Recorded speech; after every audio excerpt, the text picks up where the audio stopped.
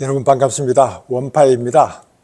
오늘도 파이코인과 암호화폐, 블록체인 이 기술들의 발전 상황을 한번 얘기 나눠볼까 합니다.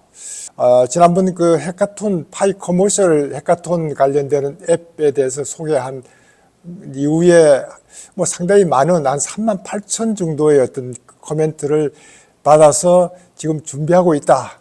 어떤 내용들이 이제 반영이 될지 몰라도 상당히 우리에게는 기대가 될 만한 그런 내용들을 비디오로 소개를 하고 있는 걸 여러분들도 보셨겠고, 또 하나는 이제 1월 달 2024년 처음으로 해카톤 위너를 공개를 했는데, 이 위너가 상당히 그 컨트리 오브 파이, 뭐 쉽게 우리나라 표현을 하면 파이 나라라는 앱인데, 상당히 의미가 있는 앱인 것 같아서 이 정도 앱이 앞으로 좀 더 활성화되면 상당히 좋겠다.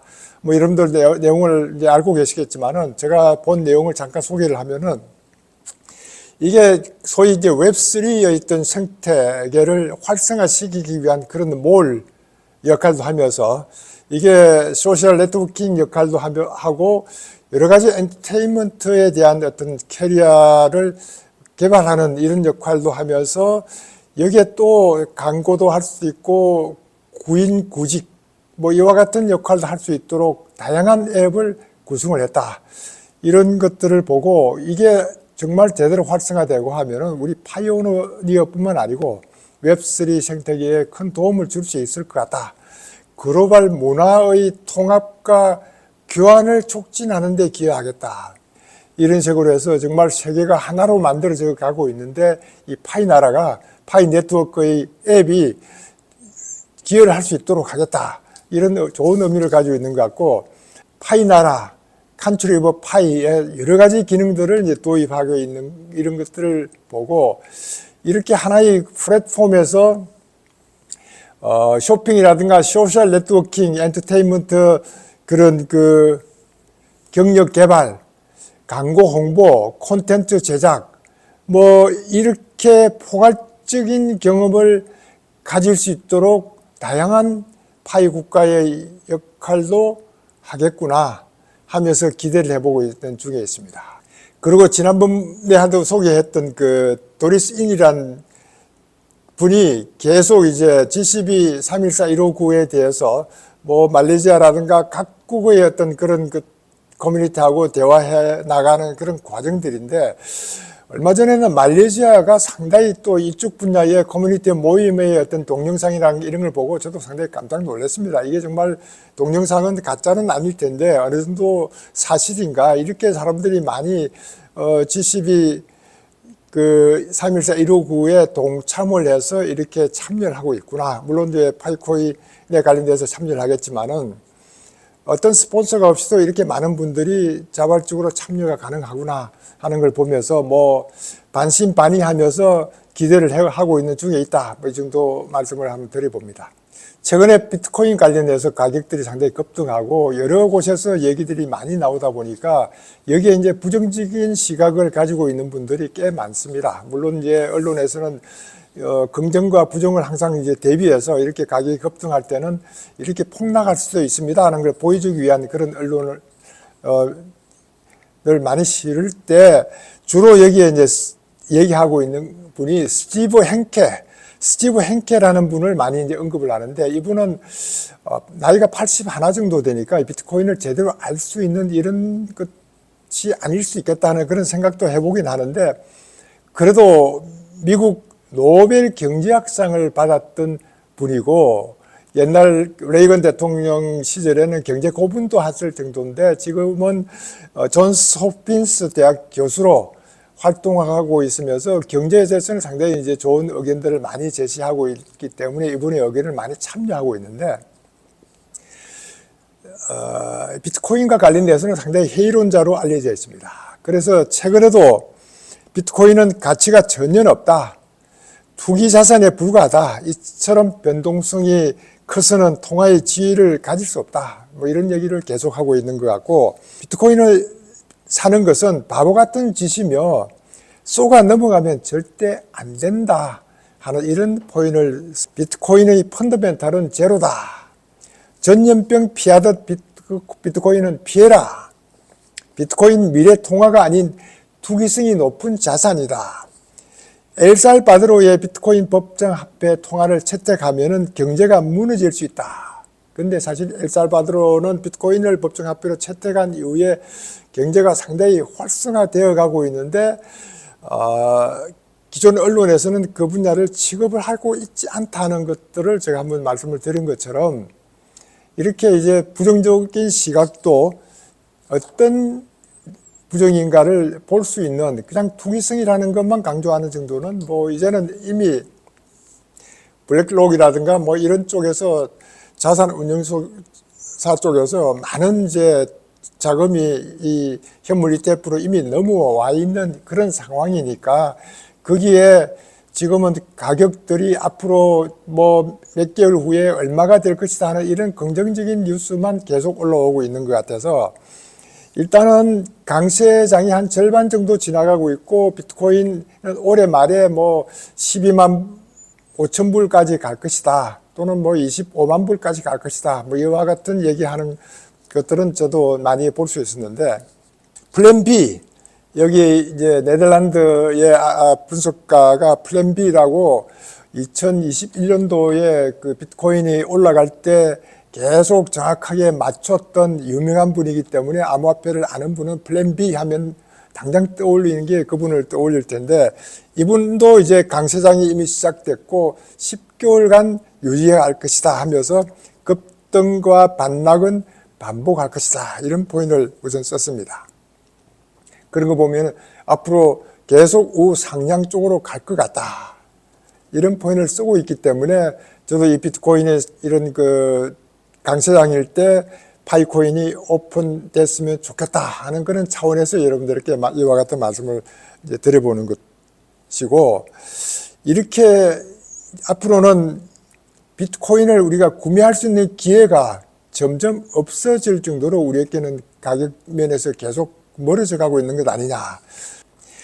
이렇게 개인들이라 이 장기 홀더들은 팔지 않고 또 ETF 시장에 비트코인은 나오면은 거의 뭐 다 이게 소모가 돼버리고 나면은 실제 공급에 비하면 수요가 너무 많으니까 공급도 충격이지만은 수요도 충격이라 할 정도로 지금 상당히 큰 어떤 변화에 놓여 있으니까 이렇게 정말 대형 은행들이 비트코인 현물 ETF에 참여를 하게 되고 블랙록도 계속 사들이고 있고 이러다 보면은 이 비트코인의 가격이 정말 얼마까지 올라갈 수 있을지 얼마까지 올라갔을 때 정말 장기 홀더들 옛날 많이 가지고 있던 장기 홀더들이 이제 팔지 그래서 공급과 수요를 맞춰 나갈지 궁금한 그런 상황이니까 이제는 우리가 비트코인에 관심을 가지는 것보다는 알트코인으로 관심을 가져야 될 것 아니냐 하는 이런 좋은 알트코인에 대한 관심을 가지는 것도 좋겠다.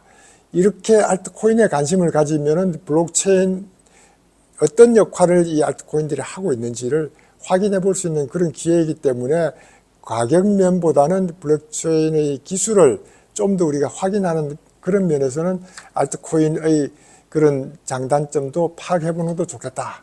그런 말씀을 한번 드려봅니다. 지금 이제 미국에서 일어나고 있는 중에 최근에 나왔던 뉴스들 중에서 제가 이제 관심을 가졌던 것은 여러분들 아시다시피 SEC에서는 이제 크라켄이라는 거래소를 이제 소송을 걸어놨습니다. 작년 말에 소송을 걸었는데 뭐 크라켄에서 소송을 걸었던 것은 2018년도부터 크라켄이 미등록 거래소로서 브로커 역할을 하고 딜러 역할을 하고 청산소로 운영을 했다고 하며 소송을 걸었는데 어떻게 보면 2018년도부터 지금까지 해오던 거를 그냥 두고 있다가 지금 이제 작년 말에 소송을 걸었는데 이렇게 이제 미국에서 두 번째로 큰 크라켄이라는 데가 그냥 뭐 SCA 그 소송에 수용을 하는 그런 입장보다는 이런 크라켄의 SC에 대한 법적 전투를 강력하게 해나가겠다 이렇게 얘기를 한 것들이 저도 관심을 있어서 크라켄이 어떤 대응을 하는지를 지금 지켜보고 있었는데 그동안 암호화폐 산업을 위한 명확한 규제 프레임워크를 수립하는 중요한 한 걸음이기 때문에 이 크라켄의 소송 어떻게 진행되는 걸 여러분들이 이제 관심을 가지고 있다 이 말씀을 좀 드리고, 디지털 자산의 분류에 대한 모호성은 혁신과 채택을 저해해 왔다 하면서 크라켄은 SC의 주장에 정면으로 도전했다, 이렇게 정급법 해석 자체가 잘못됐다 하는 것에 도전하고 있는데, 며칠 전 뉴스에는 미국의 여러 주에서 검찰총장들이 SC의 크라켄 제소는 근한 남용이다 이렇게 주장하고 나와서 상당히 관심을 가졌던 것 같습니다. 이렇게 SC가 고발에 속하는 그 자산이 투자 계약으로 분류되지 않으며 그 정권 거래소로 분류해서는 안 된다고 이제 주장하고 있는 그런 그 크라켄의 입장을 변호해주는 그런 검찰총장들의 입장 상당히 의미가 있어서 여러분들에게 한번 소개를 해봅니다. 그리고 또 하나는 미국 디지털 상공회의소, 여기에서 이제 아미커스 브리프를 제출했다 하는 것도 상당히 의미 있는 뉴스일 것 같습니다. 지금 이것이 이제 암호화폐계에 상당히 크게 문제가 되는 게, SEC에서는 크라켄이 운영해왔던 정권형 코인이라고 하는 것을 11개를 이제 얘기했기 때문에, 여기에는 솔라나라든가 뭐 에이다라든가 폴리곤, 파일코인, 샌드박스 뭐 등등 여러 개가 있습니다. 19개가 있는데, 여기에서는 이제 XRP가 여기서는 제외된 게, SEC는 XRP는 정권이 아니라고 했기 때문에 제외됐던 것, 그 나머지는 거의 주요한 알트코인은 여기에 다 들어가 있다시피 하니까 이것을 정권으로 보느냐 안 보느냐에 따라서 엄청난 암호화폐계에 영향을 미칠 수 있으니까 전 암호화폐계가 여기에 관심을 가지고 있고, 이 파이코인도 여기에 어떤 정권인지 아니면 뭐 비정권인지 구분이 어떤 구분에 따라서 이루어질지 관심을 가질 수밖에 없는 그런 상황이다 하는 걸 한번 말씀드려 봅니다. 미국 상원 농업위원회 위원장, 여기 스테브 나우라는 분이 새로운 디지털 법안을 준비 중인 것이라고 이제 얘기를 하고 있고, 향후 수개월 내에 암호화폐 및 디지털 상품 규제 법안을 추진할 것이다, 이런 표현을 쓰고 있습니다. 수개월 내에는 얼마 남지 않았는데, 이렇게 이제 법안을 추진하면서 이해관계자들과 합의를 위해 노력하고 있다. 여기 이해관계자는 SC하고 CFTC가 아닌가 싶기도 하고요. 이렇게 해서 이제 이 세브나우 이분은 암호화폐 거래소와 현물 시장에 대한 CFTC 관할권을 확대하는 디지털 상품 소비자 보호법을 발의한 바 있기 때문에 CFTC의 권한을 확대해야 되고 SC의 권한을 축소해야 된다는 이 입장에서 지금 얘기를 하고 있는 것 같다.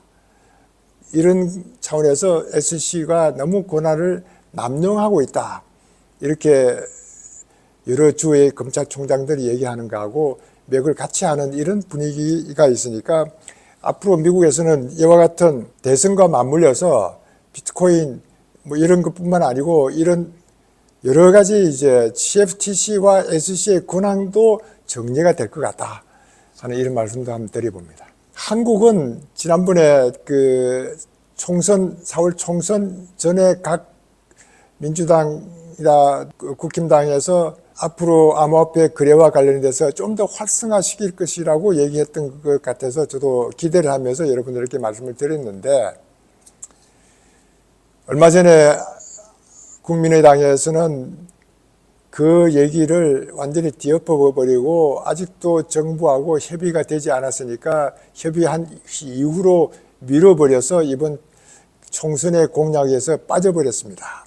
여기에 비트코인 ETF를 어떻게 할 것인지 등등 여러 가지가 있었는데, 여기에 공약을 취소해버리고 말하면 그렇지 않아도 지난번 그 국민의힘 공약을 언급을 하면서 댓글에는 국민의 짐을 어떻게 믿습니까? 라고 얘기했던 말이 기억이 나서 저도 이렇게 함부로 정책을 얘기하는 것도 참 문제가 있다 하는 이런 생각 또한 해봤습니다. 이런 반면에 이제 유럽 의회 의원들은 디지털 유로, 블록체인 기반 구축해야, 이런 뉴스가 나왔습니다.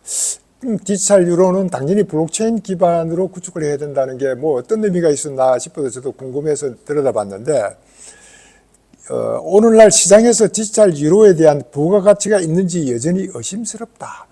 디지털 유로에 대해서는 좀 염려를 하고 있는데, 혁신적이고 유럽 기업 및 소비자에게 가치를 제공하는 진정한 디지털 유로는 블록체인을 기반으로 구축할 때 가능해진다. 이렇게 해서 블록체인 기반을 구축해야만 가능해진다는 포인트를 쓰길래, 그러면 그동안 디지털 유로가 블록체인을 기반으로 하는 것이 아니었나 하는 이런 생각도 한번 해봤습니다.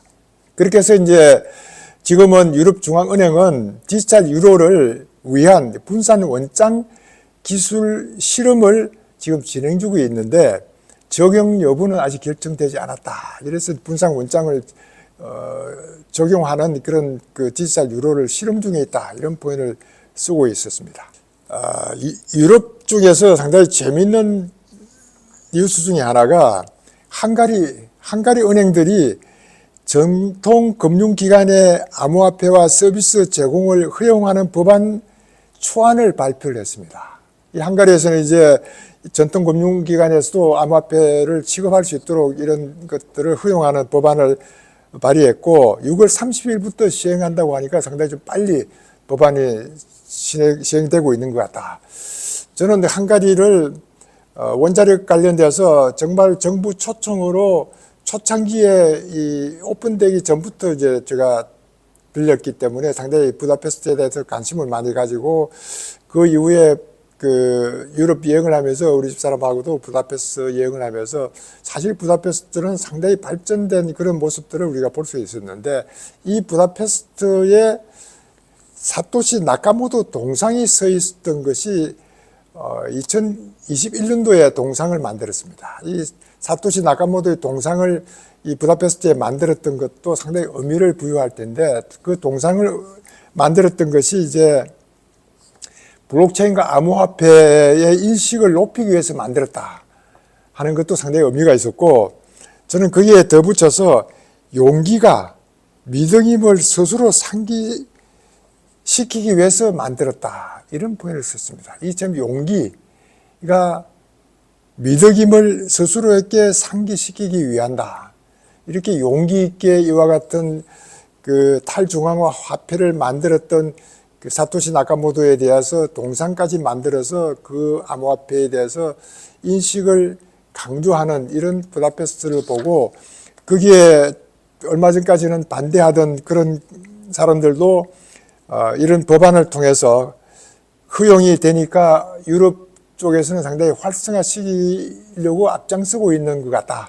이런 느낌도 한번 받아봤습니다. 이렇게 해서 이제 각 나라마다 암호화폐를 받아주는 정도는 다르지만은 언젠가 우리에게는 가까워지고 있다. 우리 파이코인이 지금은 그 오픈넷을 준비하고 있고 3월 14일 날은 우리 파이데이에 어떤 뉴스가 나올 것이다 하는 것도 기대하고 있지만은 앞서 말씀드렸던 도리스 인이라는 그 여인은 그 6월 24일 파이 투데이에는 오픈넷을 가야 된다. 그것을 타겟으로 좀 잡자. 뭔가 타겟이 있어야지 우리가 노력을 할 것 아니냐. G12 314 159 그 모임에서는 6월 24일을 파이 투데이를 파이 네트워크 오픈넷 가는 날로 설정을 해서 앞으로 운동을 하자. 이와 같은 뉴스도 얘기하고 있으니까 이런 그 앞으로 암호화폐의 그 강세장일 때 파이코아 팀에서도 적극적으로 노력할 것 같다 하는 이런 희망을 가지면서 오늘 영상도 여기서 마치겠습니다. 시청해 주신 여러분들 감사합니다. 감사합니다.